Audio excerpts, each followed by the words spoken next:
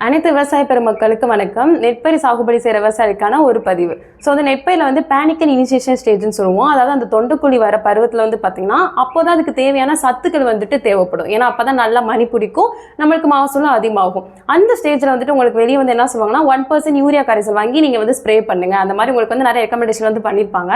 So அந்த டைமில் வந்து பார்த்தீங்கன்னா நம்ம ஃபெர்டிலிட்டி, நம்ம நுண்ணுயிர் கொண்ட தயாரிப்பு ஒரு இயற்கை முறையில் வந்துட்டு நீங்கள் வந்து ஸ்ப்ரே பண்ணலாம்.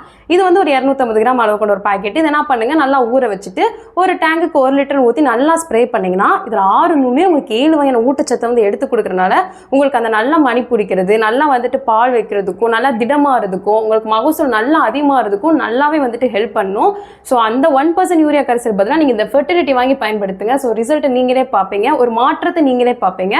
ஸோ அனைத்து நெற்பயிர் சாகுபடி செய்கிற விவசாயிகளும் வாங்கி பயன்படுத்துமாறு தாழ்வுடன் கேட்டுக்கொள்கிறேன். நன்றி.